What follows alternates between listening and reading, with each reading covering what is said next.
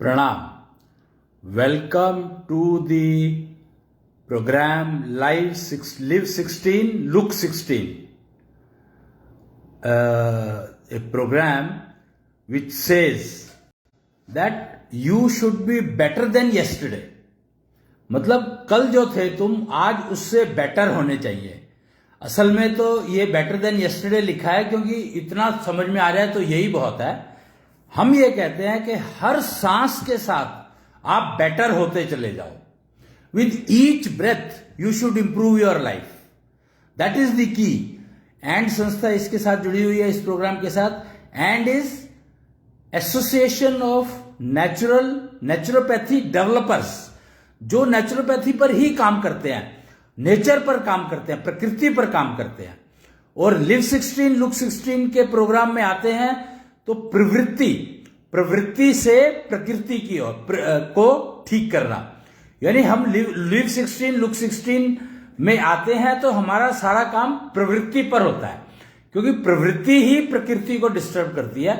तो हमारा ये टारगेट रहता है कि प्रवृत्ति को अगर हम ठीक कर लें, रोज इंप्रूव करते चले आए अपनी प्रवृत्ति को, तो आपकी प्रकृति अपने आप ठीक होती चली जाएगी.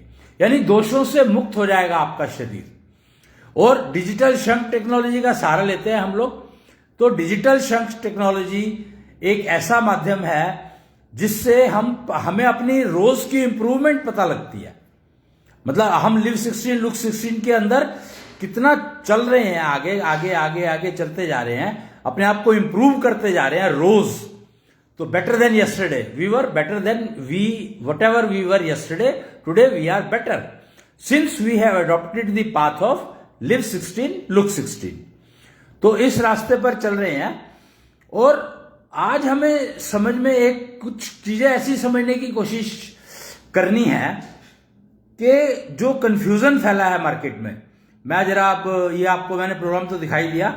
अब मैं सामने आ जाता हूं क्योंकि सामने जरा बातचीत अच्छी हो जाती है.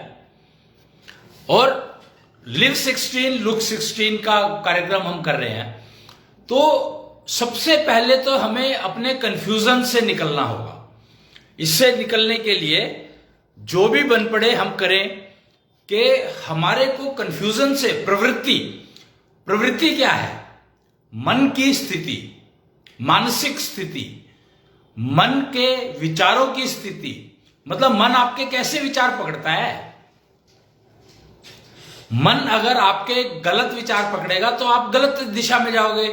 मन अगर आपके ठीक विचार पकड़ेगा तो आप ठीक दिशा में जाओगे. यानी आप बेटर देन यस्टरडे हो रहे हो या वर्स देन यस्टरडे हो रहे हो, ये डेफिनेटली आपके विचारों से डायरेक्टली कनेक्टेड है. और मन की स्थिति से विचार आते हैं. विचार देना तो मन का ही काम है ना. मन ये देखता है. मन क्या है? इंद्रियों का मालिक. 5 इंद्रियां हमारी, ज्ञानेंद्रियां और 5 कर्मेंद्रियां. तो मन जो है इंद्रियों से देखता है और कर्म करवाता है, कर्मेंद्रियों से कर्म करवाता है. लेकिन क्या आपको पता है कि जब प्रवृत्ति की बात करते हैं और हम बेटर देन यस्टरडे की बात करते हैं, लिव 16 लुक 16 की बात करते हैं, तो हम क्या बात कर रहे हैं पता है आपको? हम बात कर रहे हैं कि अपनी जो ज्ञानेंद्रियां हैं इनको कर्मेंद्रियों में बदल ले, और जो कर्मेंद्रियां उनको ज्ञानेंद्रियां बना ले. यानी अभी तक तो हम 5 कर्मेंद्रियां और 5 ज्ञानेंद्रियों की बात करते थे, 5 senses and 5 functional organs. But हम 10-10 कर सकते हैं इनको. 5 को 10 में कन्वर्ट करना बहुत आसान है. सोचो मैं क्या कह रहा हूं. आंख जो देखने का काम करती है, यही एक्शन का भी काम कर सकती है. कान जो सिर्फ सुनने का काम करते हैं, एंटीना का काम भी कर सकते हैं. यानी मैसेज दे भी सकते हैं. वो कहते हैं ना, अगर आपने सुना होगा, एक मुहावरा है कि एक कान से सुना दूसरे कान से निकाल दिया. इसका मतलब क्या है? कभी इसका मतलब समझने की कोशिश की आपने? इसका मतलब है कि मैं कान से सुन भी सकता हूं और निकाल भी सकता हूं. आंखें सिर्फ देखती नहीं है, रास्ता भी दिखाती हैं. नाक सिर्फ वो सुगंध नहीं, सूंघता नहीं है, सिर्फ सूंघता नहीं है, आपका वेस्ट भी बाहर फेंकता है. कितना इंपॉर्टेंट है। जीभ, जबान, स्वाद सिर्फ चखती नहीं है, अगर खराब हो तो फेंकती भी है उसको बाहर। पर अब प्रॉब्लम यह है ना कि हमने 5 इंद्रियों में से 3 इंद्रियां बंद कर ली। बुरा मत देखो, बुरा मत सोचो, सुनो, बुरा मत बोलो, तो हमने अपने कानों को हाथ बंद कर दिया। बंदर से दिखा रहे हैं। बंदर का मतलब क्या है कि उसको तो मतलब ही नहीं है ना दुनिया से। पर क्या इंसान बंदर है? नहीं। ना हम कान बंद कर सकते, ना हम आंख बंद कर सकते, ना हम नाक बंद कर सकते। क्यों?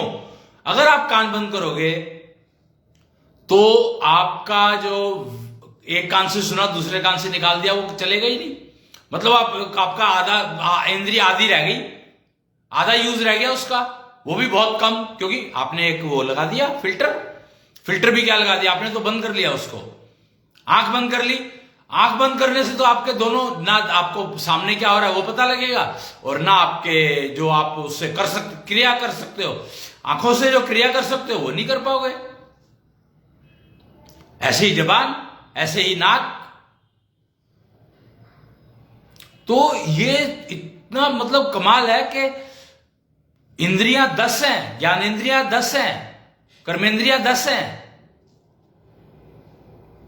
और स्त्री के पास तो 12 हैं। मतलब है तो 5, पुरुष के पास 5 और स्त्री के पास 6, लेकिन डबल कर सकते हो। 5 की 6 होगी तो 6 को 6 से 6 + 6 12 होगी आपकी ज्ञानेंद्रिया, और 12 ही होगी कर्मेंद्रिया। इसीलिए तो समस्या है कि हमने एक बहुत सिंपल सा एक शब्द है, मां को पहला गुरु कहा जाता है। सब जानते हैं इस बात को कि मां को बच्चे का पहला गुरु कहा जाता है। क्यों कहा जाता है? क्योंकि पेट में पाल रही है भाई, 9 महीने पेट में रखती है, तो पहली गुरु तो हो ही गई। पर गुरु शब्द का मतलब नहीं समझा हमने। टीचर, गुरु, अध्यापक, 3 शब्द हैं और तीनों को एक मान लिया, तो सबको ही गुरु कहना शुरू कर दिया। ठीक नहीं है ये बहुत ही ज्यादा कंफ्यूजिंग है। कंफ्यूजन क्या है? कंफ्यूजन यही है कि हमने 3 शब्दों को एक मान लिया। ऐसा नहीं है, तीनों शब्द अलग अलग है। टीचर सिलेबस से लिमिटेड है, अध्यापक अपने एक्सपीरियंस से लिमिटेड है, गुरु तो योग्यता के ऊपर निर्भर करता है सब कुछ। गुरु तो योग्यता टेस्ट करे बिना कुछ नहीं देता, कुछ नहीं बताता। पहला काम है गुरु का योग्यता चेक करना, और योग्यता नहीं है तो उसको योग्यता बढ़ाने का तरीका सिखाना। तो गुरु मिलना बहुत मुश्किल काम है, गुरु मिलना बहुत मुश्किल काम है। ऐसे ही कहते हैं, कबीर जी ने कहा नहीं है ऐसे ही कि गुरु मिला तो सब मिला, मात पिता सुत बांधवा ये तो घर घर होए। गुरु मिला तो सब मिला, ना तो मिला ना कोई। ये बहुत ही एक ही दोहे में सब कुछ बता दिया उन्होंने कि पेरेंट्स, माता पिता तो हर घर में मिल जाएंगे आपको, लेकिन गुरु नहीं मिलेगा, मिल ही नहीं सकता। क्यों? क्योंकि गुरु तो योग्यता पहचानता है और फिर बात करता है, और माता पिता तो मजबूरी है उनकी, उनको तो पालना ही है। तो इस दोहे को समझें, कबीर जी ने कहा है जो, और मां को आप गुरु ना कह करके अध्यापक कहें, क्योंकि वो अपना एक्सपीरियंस यूज करती है बच्चे को पालने में। तो मां पहली अध्यापक कह सकते हो आप, गुरु नहीं कह सकते, क्योंकि उसको योग्यता नहीं पता, उसको योग्यता टेस्ट करने का तरीका भी नहीं पता, आता ही नहीं है, सिखाया ही नहीं किसी ने, है ही नहीं, अवेलेबल ही नहीं है। क्यों? क्योंकि उसको तो अपना है, वो उसको तो हर चीज उसकी एक्सेप्टेबल है। इसलिए ये बहुत इंपॉर्टेंट समझने वाली बात है कि मां को अध्यापक समझना है, पहला अध्यापक।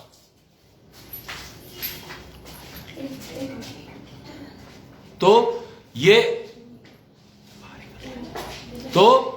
ये बहुत जरूरी है समझना कि पहली अध्यापक है मां। और हरियाणा को पहला विश्व गुरु डिक्लेयर किया गया है, विश्व शिक्षक। तो एक्चुअली विश्व शिक्षक डिक्लेयर किया गया है, विश्व अध्यापक डिक्लेयर किया गया है असल में। तो हरियाणा जो है विश्व अध्यापक बना है पहला, शिक्षक नहीं, क्योंकि सिलेबस लिमिटेड नहीं है और अपना एक्सपीरियंस निहित है उसके अंदर। क्यों? हरियाणा को गीता का ज्ञान सबसे पहले हरियाणा ने ही दिया, गीता का ज्ञान दिया ही हरियाणा ने। तो नेचुरल सी बात है कि वो तो पहले से ही अध्यापक। और नवीन समय चक्र हरियाणा ने दिया 2006 में, गीता महाभारत काल पे दी।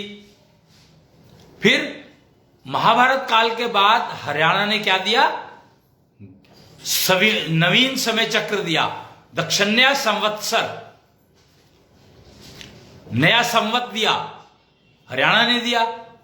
कहां से? हिसार से, गौशाला हिसार। फिर कृष्ण के ईष्ट का पहला मंदिर लगा, कृष्ण के ईष्ट का मंदिर लगा अंबाला में लगा, हरियाणा अगेन। कृष्णेंद्र बैठे, हरियाणा अगेन, गौशाला अंबाला में। फिर कृष्णेंद्र ने जब ग्लोब पृथ्वी को धारण किया, पृथ्वी को अपने हाथ में लिया, अगर आप वो फोटो देखेंगे ना कृष्णेंद्र की, तो आपको दिखाई देगा कि उनके हाथ में ग्लोब है। लड्डू गोपाल थे पहले, लड्डू था उनके हाथ में, अब वो लड्डू नहीं है, अब वो ग्लोब है। तो ग्लोब भी हरियाणा ने दिया। वो जो लड्डू गोपाल, वो पहली बार पहला स्थान वो भी उनका हरियाणा में बना।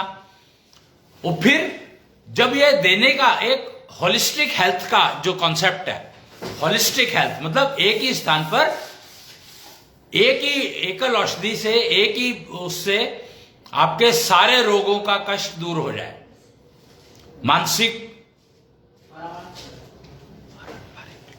मानसिक रोग, शारीरिक रोग, आध्यात्मिक रोग, ऊर्जा से संबंधित रोग, यानी हार्ट से रिलेटेड, न्यूरो से रिलेटेड, पेट से रिलेटेड और ऊर्जा से, एनर्जी से रिलेटेड। तो ये सारे के सारे रोगों का इलाज एक ही स्थान पर हो सके। कौन कौन से?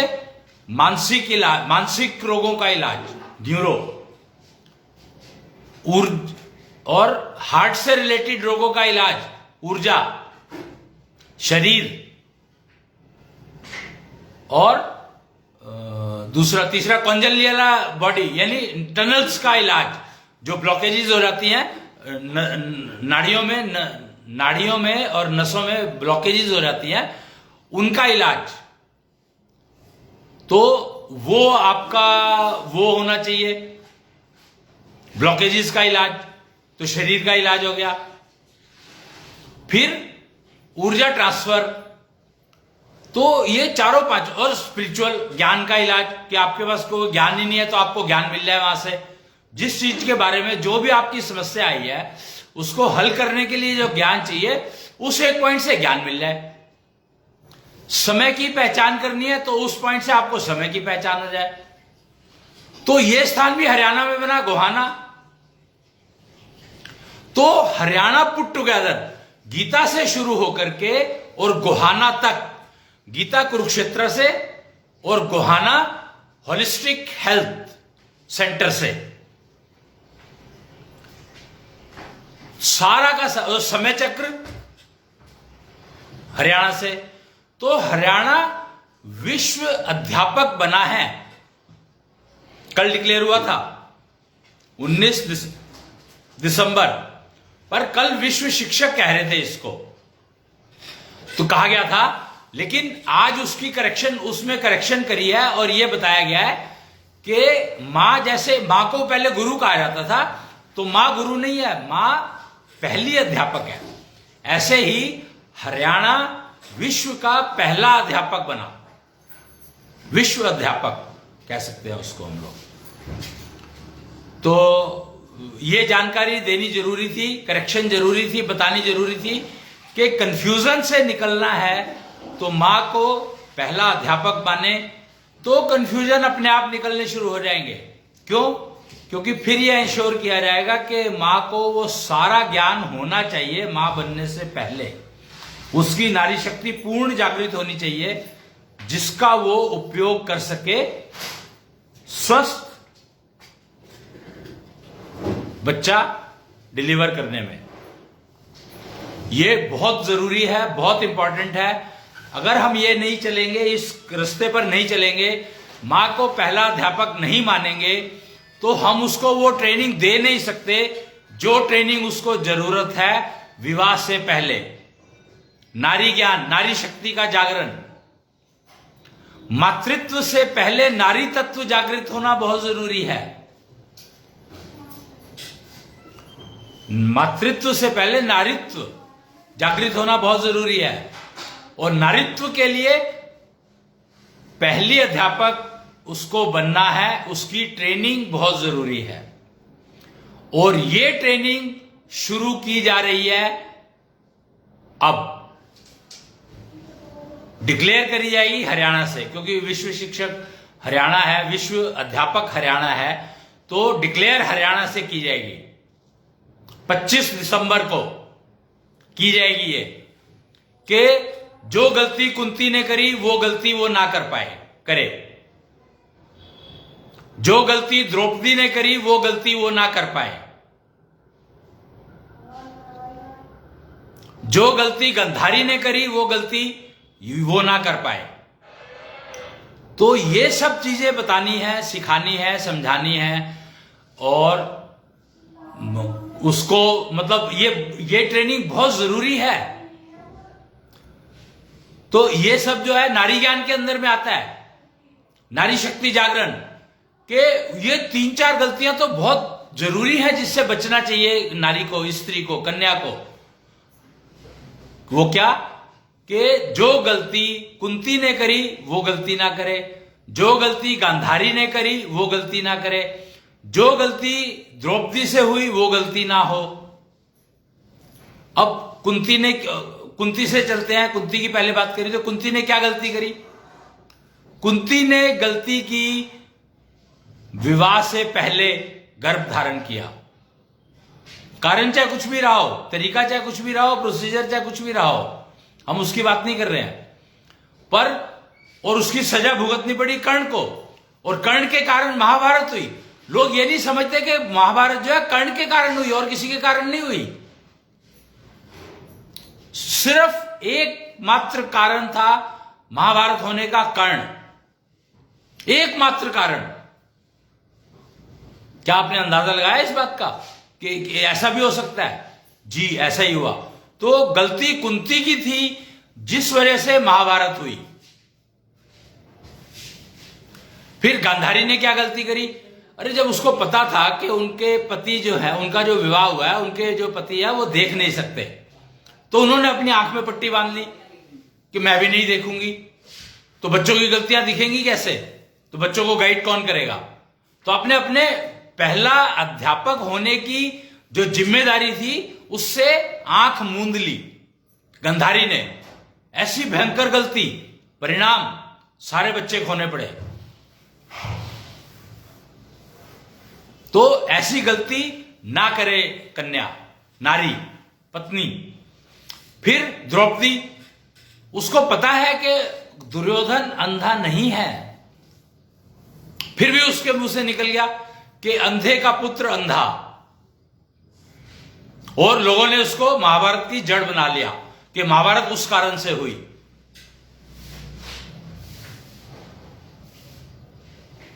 तो जड़, जो असल कंफ्यूजन सारे के सारे फैलते चले गए, पर जो जड़ थी, महाभारत की जड़ थी, उसके ऊपर कोई गया नहीं, जा नहीं पाया, पहुंच नहीं पाया वहां तक। और जड़ क्या थी?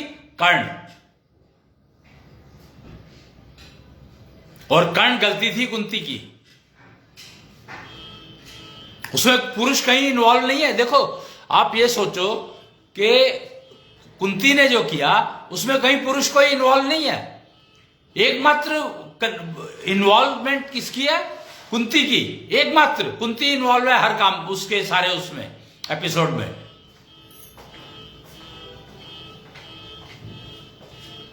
और वही गलती परिणाम बना महाभारत का, जो कि एक बिल्कुल अनडिजायरेबल नीड थी, कि कोई जरूरत नहीं थी, महाभारत होने का कोई कारण नहीं था, कोई जरूरत नहीं थी, कोई नीड नहीं थी।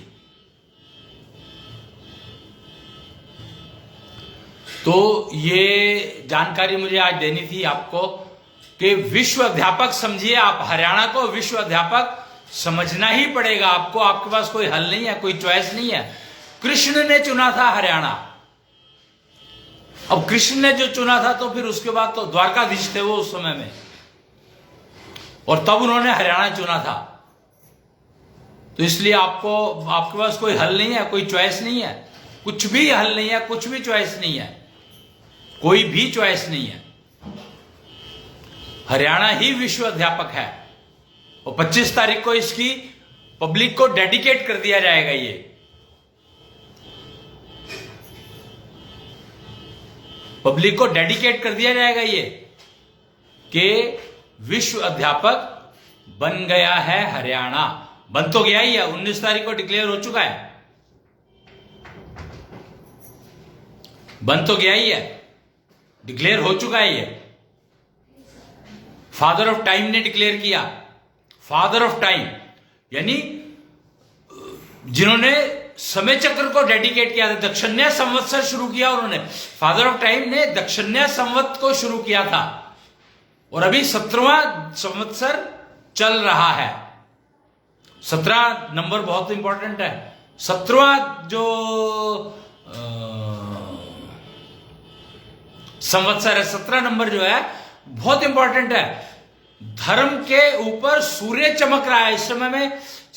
केतु 7 जो है केतु है, यानी धर्म ध्वजा, और उसके ऊपर सूर्य का प्रकाश पड़ रहा है डायरेक्टली, यानी चमक रहा है।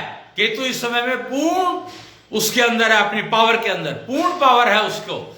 सूर्य की सारी शक्ति केतु को मिली हुई है इस समय में, पूर्ण चमक। और शनि सुदर्शन चक्र, न्याय चक्र, ये जो आपने अगर देखा होगा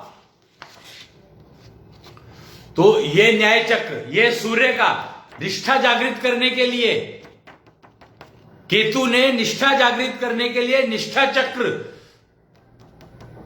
के ज्ञान को की वो समझो कि शुरुआत कर दी है, और नारी शक्ति इसी से कनेक्टेड है डायरेक्टली, ये पहले भी बताया था मैंने। और न्याय चक्र शनि 7 + 1 8 जो है शनि, तो शनि का न्याय चक्र चल रहा है। अब 2 सितंबर से शुरू हुआ था ये, यहां कहीं लिखा होगा, ये देखो 2 सितंबर मैं आपको दिखा देता हूं। ये एक बार थोड़ा सा मेरे को कैमरा का वो बदलना पड़ेगा, रुक, तो मैं बदलता हूं। ये देखिए, ये देखिए, ये दक्षिण्य संवत 2 सितंबर 2022 से शुरू हुआ और 11 सितंबर 2023 तक चलेगा, और संवत्सर 17वां है ये। और ये भारतीय संस्कृति के श्रेष्ठ आधार बिंदु हैं। ये भारतीय संस्कृति के श्रेष्ठ तकनीकी आधार बिंदु, यानी technology of Sanatan culture, embedded technologies of Sanatan culture, वो है ये। और पृथ्वी को आभायुक्त बनाने में सहभागी बने, रिक्वेस्ट कर रहा है ये। खैर, तो ये निष्ठा चक्र है, ये न्याय चक्र है कृष्ण का दिया हुआ, और कृष्ण का राष्ट्रवाद जो वासुदेव का समाजवाद था वो कृष्ण का राष्ट्रवाद है। और ये निष्ठा चक्र है जो राम जी ने दिया था, जिसका उपयोग करके सीता जी ने एक तिनके को रावण धमकी दी थी रावण को, अगर उसके पास आया तो ये तिनके से तुम्हारा सर काट दूंगी। तो वो उसका जो सपोर्ट थी, उसका जो बैकअप था, वो उनके जागृत निष्ठा चक्र की वजह से था, यानी उनकी नारी शक्ति परिपूर्ण थी सीता जी की। तो ये एक बहुत ही इंपॉर्टेंट चल रहा है। छठी आएगी 24 तारीख की शाम को, छठी है। तो 24 तारीख की शाम को एक कार्यक्रम रहेगा कृष्णनिष्ठ के दरबार में, अंबाला में। तो वो अगर आप चाहें तो सुन सकते हैं।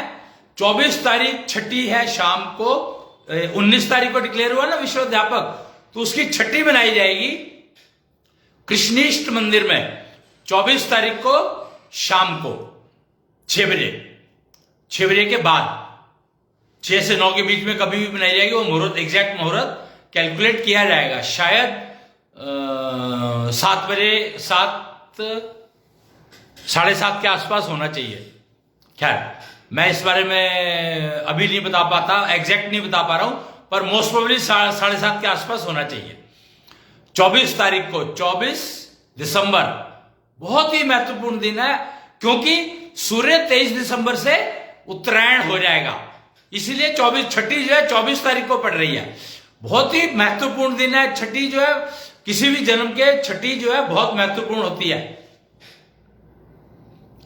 तो 24 दिसंबर बहुत ही इंपॉर्टेंट दिन है।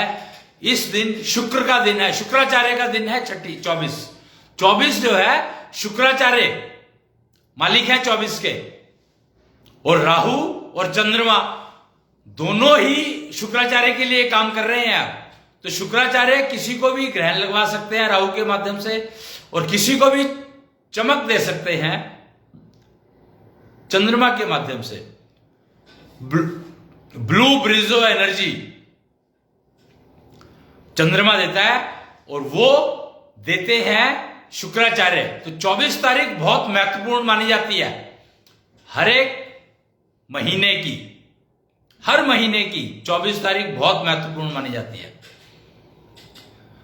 तो ये आप समझ लें, और उपयोग जितना करना चाहे कर ले। कृष्णांश ज्योतिष कार्यालय अंबाला में है, दिल्ली में है, गाजियाबाद में है, सूरत में है, ब्रांचेज हैं इनकी। तो आप यहां पे कहीं पे भी संपर्क करके अपने बारे में जान सकते हैं, समझ सकते हैं कि कैसे उपयोग किया जाए। और गोहाना में अपनी सेहत को सीखने समझने के लिए आप विजिट कर सकते हैं। वहां पे स्वास्थ्य केंद्र है, वो आप ढूंढ सकते हैं, आपको मिल जाएगा। कुलदीप जी चलाते हैं उसको, डॉक्टर कुलदीप नेचुरोपैथ हैं, योगा के एक्सपर्ट हैं, और मतलब प्रोफेसर भी हैं वो साहित्य के, हिंदी साहित्य के शायद प्रोफेसर भी हैं। तो वो एक निर्माण करवा रहे हैं, क्योंकि उनको समझ है इतनी सारी चीजें। उन्होंने एशोपैथी, निष्ठा योग को और जोड़ लिया साथ में, तो ये होलिस्टिक सेंटर बन गया है। मानसिक, शारीरिक, ऊर्जात्मक और ज्ञान, हर तरह के रोगों का इलाज यहां पर किया जाएगा। अगर आपको भरोसा है तो डिजिटल शंख टेक्नोलॉजी का उपयोग करके, तो आप देख सकते हैं, समझ सकते हैं, जा सकते हैं, विजिट कर सकते हैं एक बार। उसके बाद देखो आप क्या होता है, ये आप देखो। और जानकारी किसी भी निश्चल टेम्पल अगर आप पूछेंगे किसी से तो आपको पता लग जाएगा। अगर आपके इलाके के आसपास है तो देख लीजिए, तो वहां पर जाकर के आपको और जानकारी मिल सकती है उनके वहां पर। और श्री शिव का जल अभिषेक अगर आप करते हैं, कन्याएं खासकर, ये नारी शक्ति के लिए रिलेटेड है, नारी शक्ति से डायरेक्टली कनेक्शन है श्री शिव का जल अभिषेक। और श्री शिव, नारी शक्ति पुरुष में भी होती है, स्त्री में भी होती है, माइंड इट, क्योंकि ये मेंटल पावर से रिलेटेड है, ऐशो क्वेश्चन। तो ये आप समझ लें। और श्री शिव का जल अभिषेक करने से आपके अंदर डायनामिज्म आता है, यानी फ्लेक्सिबिलिटी आती है, मानसिक फ्लेक्सिबिलिटी आती है। तो श्री शिव का जल अभिषेक विधि पूर्वक बहुत ही फायदेमंद है, खास नारियों के लिए और पुरुषों के लिए, नारी शक्ति मेंटेन करने के लिए। तो ये आपको निश्चल टेम्पल में मिलेंगे, और आप अपने घर में भी स्थापित कर सकते हैं। इसकी कीमत सिर्फ 21,000 रुपए बताई गई है मात्र। वो पूरे परिवार को फायदा होता है इससे। तो ये आप समझ ले, क्योंकि मंदिर में जो श्री शिव लगते हैं वो थोड़े अलग होते हैं, और जो अपनी स्थापना करोगे वो अलग होते हैं थोड़े से, क्योंकि वो परिवार से ही रिलेटेड है। तो परिवार से संबंधित उसमें जल अभिषेक कर सकते हैं लोग, बाहर के नहीं। लेकिन मंदिर में कोई भी कर सकता है, ये फर्क है। और दोनों के परिणाम अलग अलग आते हैं, एडिशनल परिणाम मिलते हैं। अगर जो घर में स्थापित करते हैं उनको एडिशनल फायदा मिलता है, परिवार को जो वहां पर करते हैं तो उनको अपना फायदा मिलता है, मंदिरों में जो करते हैं वो उनको अपना फायदा मिलता है अपने लिए। तो ये श्री शिव की जानकारी दे रहा था मैं।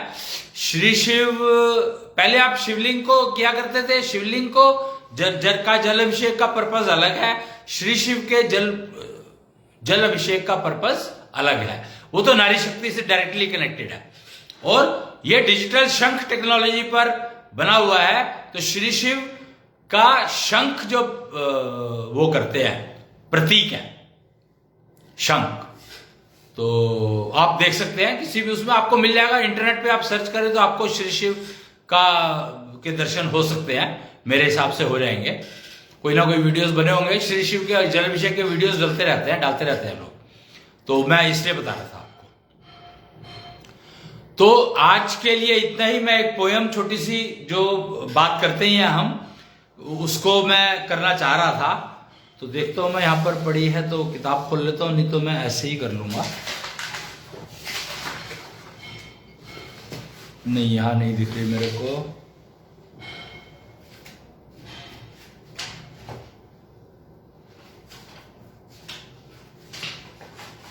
नहीं, दिखाई नहीं दे रही है मेरे को, वो शायद किसी को दे दी होगी।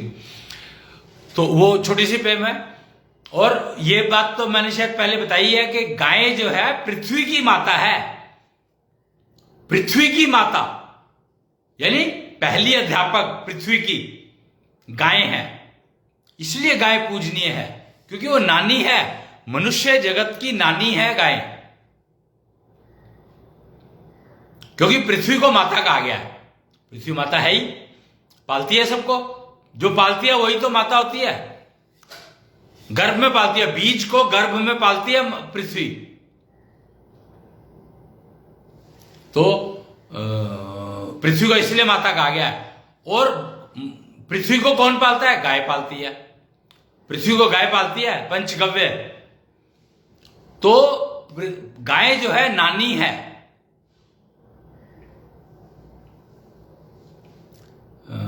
मनुष्य उसकी।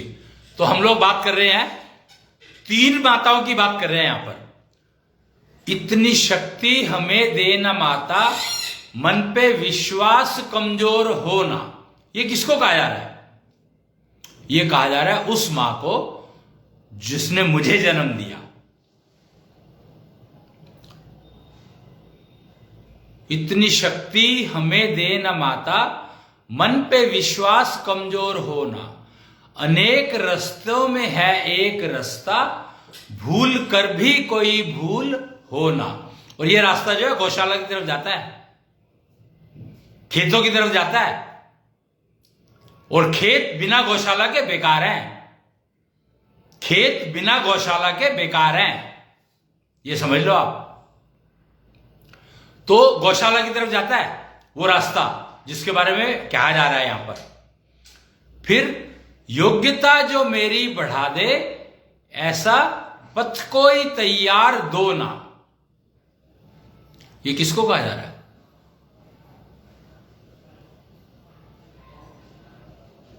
ये किसको कहा जा रहा है? ये उस मां को कहा जा रहा है जो मेरे बच्चों को पालेगी, जो बच्चों को पालती है, उस मां को कहा जा रहा है।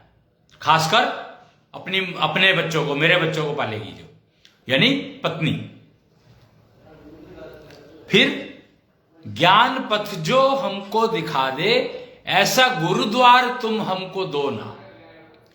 तो ज्ञान पथ तो गौशाला ही दिखा सकती है भाई, और कोई नहीं दिखा सकता। श्रम पथ, मेहनत पथ किसान खेत दिखाते हैं, ज्ञान पथ गौशाला दिखाती है। गौशाला दिखाएगी ज्ञान पथ, तो गुरुद्वार जो है गौशाला है, गुरुद्वार गौशाला है। श्वास पथ पे जो चलना सिखा दे, ऐसे गुरु की कोई पहचान तो दो ना। श्वास पथ पे जो चलना सिखा दे, तो ये कह रहे हैं फादर ऑफ टाइम को। फादर ऑफ टाइम वो है जो श्वास पथ पर चलना सिखाते हैं। श्वास पथ यानी समय अनुसार चलना। सिंपल, बिल्कुल स्ट्रेट फॉरवर्ड, एकदम समझ में आने वाली, नो कंफ्यूजन्स किसी भी तरह के। तो पिता का रोल क्या है? श्वास पथ पर चलना सिखाना, या उस रास्ते पर लेकर जाना जहां पर श्वास पथ पर, उस गुरुकुल में भेजना जहां पर श्वास पथ पर चलना सिखाया जाए। बाकी सारे बेकार हैं, कहीं पर भी भेज दो कोई फर्क नहीं पड़ने वाला, कुछ नहीं आने वाला, कुछ नहीं सीख सकते आप। जब तक आप श्वास पथ पर चलना नहीं सीखोगे, जब तक आप कुछ नहीं सीख सकते। और श्वास पथ पर चलने सिखाने वाले गुरुकुल को फादर ऑफ टाइम चलाते हैं। फादर ऑफ टाइम का गुरुकुल ही एकमात्र गुरुकुल है जहां पर श्वास पथ पर चलना सिखाया जाता है। Father of time. तो अपने अपने पिता से कहो कि मेरे को फादर ऑफ टाइम के गुरुकुल लेकर चलो। और उस गुरुकुल का नाम क्या है? समय चक्र घर। उस गुरुकुल का नाम है समय चक्र घर। और ये बनाया जाएगा, अभी ये बना नहीं है कहीं पर भी। तो ये बनाने का विचार है, ये अब डिपेंड करेगा कि कौन मतलब एक्सेप्ट कर, क्योंकि समय चक्र का वो है तो हरियाणा में ही कहीं बनेगा मेरे हिसाब से। तो हो सकता है अंबाला में बने, हो सकता है कृष्णनिष्ठ के दरबार में बन जाए। परशुराम वहां पे बैठे हैं, और कृष्णेंद्र तो पहला दरबार उनका लगा ही वहां पर था। कृष्णेंद्र का जब ग्लोब पकड़ा उन्होंने, तो वो कृष्णनिष्ठ के कहने से ही तो पकड़ा था। कृष्णनिष्ठ ने ही पकड़वाया उनको ग्लोब, तो वो कृष्णनिष्ठ मंदिर वहां पे लगा। तो पहला समय चक्र घर कहां लगेगा, इसकी घोषणा भी 6 को होगी, यानी 24 दिसंबर 2022। 24 दिसंबर 2022 को इसकी घोषणा हो जाएगी। हो सकता है, अच्छा 22 दिसंबर से यज्ञ चलेगा। 22 दिसंबर, ये नारी शक्ति जागरण अभियान शुरू हुआ था 22 नवंबर को। 22 नवंबर को नारी शक्ति जागरण अभियान शुरू हुआ था। तो 22 दिसंबर को एक यात्रा शुरू होगी, समय चक्र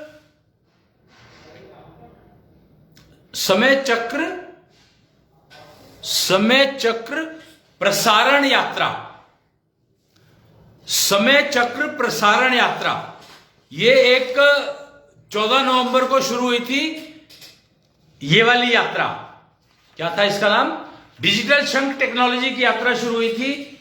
और एक और भी तो कुछ हुआ था, एक यात्रा और शुरू हुई थी, अरे नारी शक्ति की यात्रा शुरू हुई थी 29 नवंबर को। और अब 22 दिसंबर से शुरू होगी,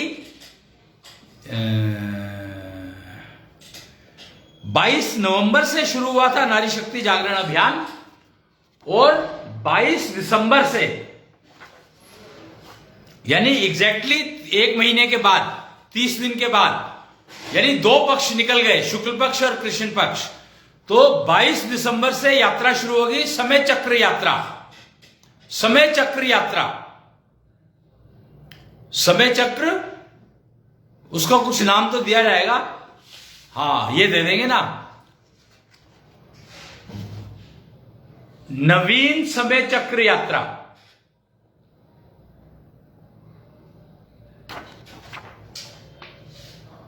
चलो देखेंगे, मतलब ऐसे कुछ शुरू होगा, 22 तारीख को शुरू हो जाएगा, और शाम को शुरू होगा 4 बजे के बाद। 4 बजे के बाद नहीं, ये शुरू हो जाएगा आपका समझो 3:36 3:36 से शुरू हो जाएगा ये अभियान। और कालका जी से शुरू होगा, क्योंकि ये सारे अभियान कालका जी, ये सारी यात्राएं कालका जी से शुरू होती हैं। तो 22 तारीख को, 22 दिसंबर 2022 बहुत ही इंपॉर्टेंट दिन है, जिससे समय चक्र का प्रसारण शुरू होगा। प्रसारण समय चक्र का प्रसारण शुरू होगा 22 दिसंबर से और ये पूर्ण होगा 24 दिसंबर की शाम को। 24 दिसंबर की शाम को कृष्णिष्ठ दरबार यानी कृष्णेंद्र बैठे हैं जहां पर पहली बार उनको ग्लोब मिला था, कृष्णिष्ठ दरबार, और परशुराम दरबार भी वहां पर लगा हुआ है, और कृष्णेंद्र के दरबार में से घोषणा होगी। तो ये कृष्णेंद्र, कृष्णिष्ठ तो ऊपर बैठे हैं, उनका दरबार है, पर कृष्णेंद्र जहां बैठे हैं वहां से शुरू होगा ये वो पूर्ण होगी ये यात्रा, यज्ञ, ये यात्रा का यज्ञ पूर्ण होगा वहां पर उस दिन 24 तारीख को शाम को। मुहूर्त 7:30 बजे का है, 7:30 के आसपास का है। तो ये सारी जानकारी मैंने आपको दे दी है आज दिसंबर में कार्यक्रम होने की। 25 दिसंबर तक के कार्यक्रम निर्धारित हो चुके हैं। फिर आगे का उसके बाद होगा शायद सोनीपत का एक कार्यक्रम होगा जहां पर होलिस्टिक हेल्थ का पहला प्रोग्राम के ट्रेनिंग दी जाएगी कुछ ट्रेनर्स, योग अभ्यासियों को, योगा टीचर्स को। तो ये डेट अभी पक्की नहीं हुई है, देखते हैं कब पक्की होती है। तब तक के लिए जय कृष्णेंद्र।